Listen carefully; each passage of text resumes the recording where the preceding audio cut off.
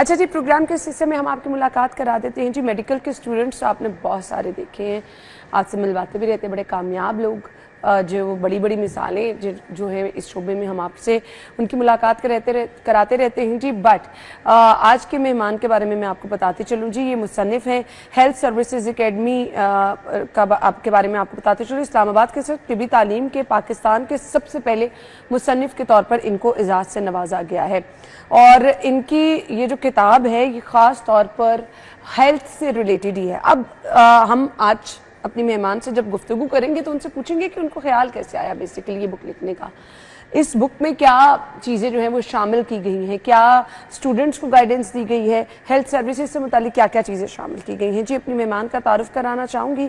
سنبل عارف ہمارے ساتھ موجود ہے. السلام علیکم سنبل. وعلیکم السلام میڈم. کیا حال چال ہے آپ کے؟ الحمدللہ میں بالکل. اچھا مجھے بتائیے گا کب اور کیسے خیال آیا کہ آپ نے بک لکھنی ہے؟ خود اپنی ایجوکیشن کمپلیٹ کرنے کے بعد ہی آپ کو خیال آیا؟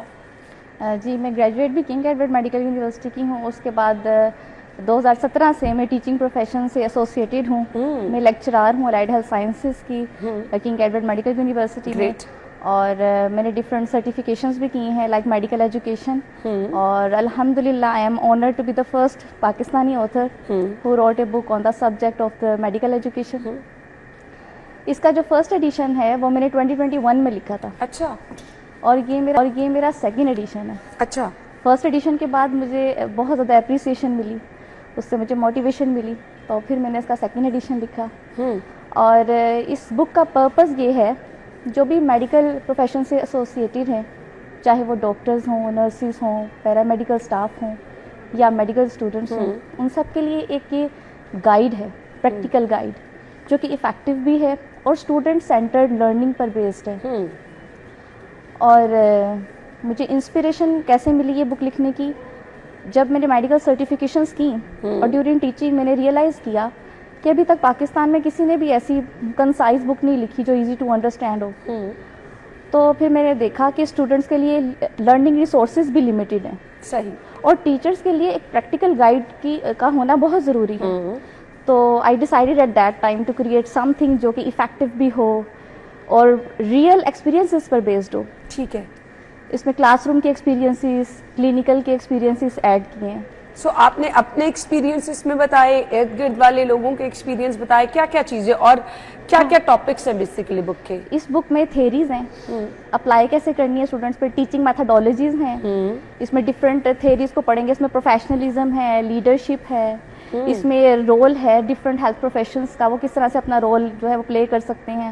اور اس میں کریکولم ڈیزائن کرنے کی ہیں، کیونکہ آپ دیکھتے ہیں جب بھی کوئی کورس یا ڈگری شروع ہوتی ہے تو اس کا ایک گائیڈ ہوتی ہے نا کریکولم کہ ہم نے یہ اس کورس میں کیا پڑھانا ہے تھرو آؤٹ دا ایئرز، کیا پڑھانا ہے. تو اس کے لیے جو اسٹیپس ہیں وہ کیا اسٹیپ فالو کر ایک کریکولم ڈیولپ ہوتا ہے اور کریکولم کی ایک لیڈر بنتی ہے. اس میں بلومز ٹیکسانومی ایڈ کی گئی ہے، ڈفرینٹ اسٹیپس ہیں، اور ہر چیپٹرز میں نے ریئل ایکسپیرینسز ایڈ کی ہیں. اور الحمدللہ مجھے پہلے سے زیادہ اپریسیشن ملی. کتنے دن میں لکھی بک؟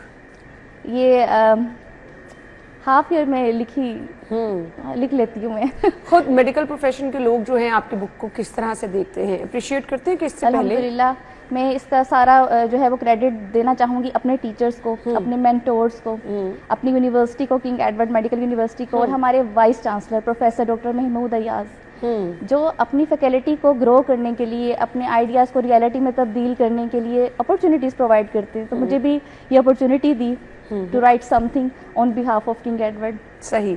سو آپ کے یہاں تک پہنچنے میں کنگ ایڈورڈ کا رول کیا سمجھتی ہیں؟ کیسا ادارہ ہے؟ جب آپ فرسٹ ٹائم وہاں گئیں اور اب ماشاءاللہ سے آپ پڑھا رہی ہیں تو اپنا ایکسپیرینس ذرا بتائیں. کبھی سوچا تھا کہ آپ یہیں پہ پڑھائیں گی؟ الحمدللہ great experience as a student بھی. ایک تو جو بھی میڈیکل میں جانا چاہتا ہے اس کا تو یہ خواب ہوتا ہے کہ کنگ ایڈورڈ میڈیکل یونیورسٹی میں اس کا ایڈمیشن ہو جائے. تو میرا یہ بڑی لائک اسٹوڈنٹ تھی آپ کیا؟ الحمدللہ. ہاں یہ تو میرے ٹیچرز ہی بتا سکتے ہیں. آپ پھر بھی ہوتا ہے نا، پڑھاکو بچوں کو پتا ہوتا ہے. اگر آپ ماشاءاللہ سے کنگ ایڈورڈ میں آپ کا ایڈمیشن ہوا تو لائک ہی ہوں گی، بٹ وہ یہ ہوتا ہے نا کہ آپ کو خود پتا ہوتا ہے کہ آپ کی کتنے ایلیجبل ہیں آپ. اور مجھے 8 ایئرز ہو گئے ہیں، مور دین 8 ایئرز ٹیچنگ پروفیشن سے میں ایسوسیٹیڈ ہوں یہاں پر. صحیح. صحیح. سو خود وہاں سے پڑھنا اور پھر وہاں پر خود پڑھانا. آپ بھی اسٹوڈنٹ تھیں, کبھی آپ ان بینچز پہ بیٹھ کے لیکچر لیا کرتی تھی, کیسا فیل ہوتا ہے تب اپنے اسٹوڈنٹس کو ایز اے اسٹوڈنٹ اپنے ٹیچرس کو دیکھنا, اور آج خود جب آپ ٹیچر ہیں تو کس طرح سے فیل ہوتا ہے؟ آپ کے ٹیچرس بھی وہاں پہ موجود ہیں؟ بالکل موجود ہیں. تو ان کی موجودگی میں تو زیادہ وہ ایک آپ پہ ہوتا ہے نا برڈن سا فیل ہوتا ہے کہ ابھی اب ہم کمپرومائز نہیں کرتے. ٹیچرس بہت سپورٹیو ہیں, ٹیچرس بہت اچھے ہیں, اور بڑا پراؤڈ فیل کرتی ہوں, اور اپنے ایکسپیرینسز جو ہے وہ اسٹوڈنٹس کے ساتھ شیئر کرتی ہوں, اور میں جو سوچتی تھی کہ ایسا میرے ساتھ ہونا چاہیے ایز اے اسٹوڈنٹ, وہ میں اب ان پہ اپلائی کرتی ہوں. تاکہ آپ کی فیلڈ کون سی ہے؟ میری فیلڈ ہے آرتھوٹکس اینڈ پروستھیٹکس. اچھا, اور اسی پہ آپ پڑھا بھی رہی ہیں؟ بالکل ایسے. صحیح, اس کے بارے میں ہمیں تھوڑا ایکسپلین کر دیں.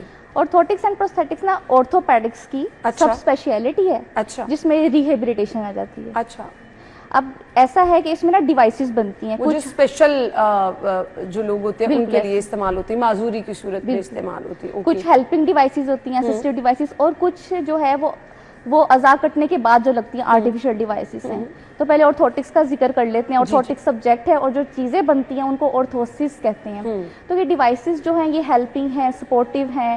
کوئی انسٹیبل باڈی پارٹ ہے اس کو اسٹیبلائز کرنے کے لیے دیتے ہیں. اس کی میں ایگزامپلس دیتی ہوں. کچھ چھوٹے بچوں کے پاؤں ٹیڑھے ہوتے ہیں, ان کے لیے کوئی اسپیشل بوٹس بنتے ہیں, شوز بنتے ہیں, ان کو دی جاتی ہے. پھر دونوں گھٹنوں کے درمیان گیپ کا زیادہ ہو جانا یا کم ہو جانا. اللہ تعالیٰ نے ہمارے پاؤں میں ایک خم رکھا ہے نا تھوڑا سا, تو وہ فلیٹ فیٹ ہو جانا, لوگوں کے بالکل فلیٹ ہوتے ہیں, اور ان کے لیے آرچز بنانا.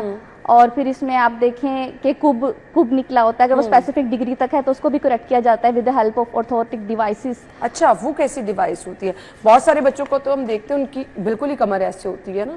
ان کے لیے بنتی ہے بوسٹن بریس بنتی ہے. پاکستان میں اس تمام چیزیں بالکل یہ اویلیبل ہے. ہمارے میاں ہاسپٹل میں پوری آرتھوٹکس پروستھیٹکس کی ورک شاپ ہے. اچھا, اب ہوتا کیا, پیرنٹس جو نا وہ نظر انداز کر دیتے ہیں بچیوں کے شولڈر, اگر کچھ بچیوں کے نا بالکل ایسے آگے کی طرف ہوتے ہیں ایسے, وہ بھی پیرنٹس نظر انداز کر رہے ہوتے ہیں. پھر کچھ بچوں کی کمر بالکل ہی ایسی ہوتی ہے, ایسے ہنچ بیک. ہاں, تو اس کو نظر انداز کرنا چاہیے؟ بالکل بھی نہیں کرنا چاہیے. یہاں پر موجود ہے, لیکن لوگوں کو میرے خیال سے اویئرنیس ہی نہیں ہے اس بارے میں. اس لیے جب بھی موقع ملے ہمیں, ہمارا یہ فرض ہے کہ ہم ایسی جو ہے وہ اپنے نالج کو شیئر کریں لوگوں کے ساتھ, ان کے پیرنٹس. اور مجھے لگتا ہے پیرنٹس کو اویئر کرنا زیادہ ضروری ہے نا, بالکل ایسا, تاکہ وہ ان کو سینٹرز پر لے کر آئیں. اچھا, اس کے لیے کیا وہ کرایا جاتا ہے؟ کچھ ایکسرسائز وغیرہ کرائی جاتی ہے, فزیو تھراپی ہوتی ہے, پھر ان ڈیوائسز سے ہیلپ ہوتی ہے؟ یہ ریہیبلیٹیشن صرف ایک ون مین شو نہیں ہوتا, اس میں ایک ٹیم بنتی ہے. ریہیبلیٹیشن ٹیم کنسسٹ ہوتی ہے آرتھوپیڈک سرجن پہ, فزیو تھراپسٹ ہوتا ہے, آکوپیشنل تھراپسٹ ہوتا ہے, اس میں سائیکیٹرسٹ کا بہت زیادہ رول ہے, اور آرتھوٹسٹ پروستھیٹسٹ کا رول ہے. سملرلی اگر بچہ ہے تو پیڈیاٹریشین کا ہونا ضروری ہے, تو اگر نیورولوجی ہے نیورولوجیکل سرجن کا ضروری ہونا ہے. ٹھیک ہو گیا. سو مجھے یہ بھی بتا دیجیے گا, نی ریپلیسمنٹ وغیرہ کی بھی آپشن اس میں ہوتی ہے؟ اگر کسی نے نی ریپلیس کرانا ہے اس کے لیے بھی وہ سرجیکل میتھڈ آ جاتا ہے. جو میری ڈیلنگ ہے وہ ہے ایکزوپروسیسس, اور وہ ہوتی ہیں اینڈوپروسیسس, اس کو کہتے ہیں اوسٹیو انٹیگریشن ٹیکنیک. صحیح. سو دیکھیے جی, یہ چیزیں ہم آپ کے ساتھ شیئر اس لیے کر رہے ہیں کہ ان چیزوں کو نظر انداز نہ کریں. پاکستان میں ہمارے ہسپتالوں میں یہ تمام سہولیات موجود ہیں. اگر آپ کے بچے کے ساتھ یہ مسائل ہیں تو ضرور آپ کو جو ہے وہ اس چیز پہ نظر ثانی کرنی چاہیے. پروستھیٹکس کا بتاتی چلوں, پروستھیٹکس وہ ڈیوائسز ہیں, پروستھیٹکس میں پروسیسز آ جاتی ہیں جو کہ اعضاء کٹنے کے بعد لگتی ہیں. خدا نخواستہ کوئی ایکسیڈنٹ بالکل ایسے ہی. اور یہ جو ہوتی ہے لائف سیونگ سرجری ہوتی ہے, جب کوئی دس از دا لاسٹ آپشن نا, کہ اب اس لمب کو بچایا نہیں جا سکتا, تو اس کی ڈفرینٹ ریزنس ہو سکتی ہیں. کچھ تو پیدائشی طور پہ ہی بغیر لمب کے پیدا ہوتے ہیں, اور سم ٹائمز ایسا ہوتا ہے ڈائبٹیز کے پیشنٹ آ جاتے ہیں, کینسر, ٹیومر, ٹراما کے سیویئر ایکسیڈنٹ ہو گیا ہے, بلڈ سپلائی ڈیمیج ہو گئی ہے, نرو انجری ہو گئی ہے اتنی سیویئر قسم کی کہ وہ بلڈ سپلائی رک رہی ہے. تو وہ یہ دیکھیں جی, یہ تمام سہولیات ہمارے ہی ہسپتالوں میں موجود ہیں. اس کے لیے بس یہ ہے کہ جی آپ کو ٹائملی اپنے ڈاکٹر سے رجوع کرنا ہے اور اچھے ڈاکٹر کا انتخاب کرنا ہے. جی تھینک یو سو مچ جی, آپ کے ٹائم کا بہت بہت شکریہ. ہم بریک کے بعد آپ کو جوائن کریں گے جی, ہمارے ساتھ رہیے گا.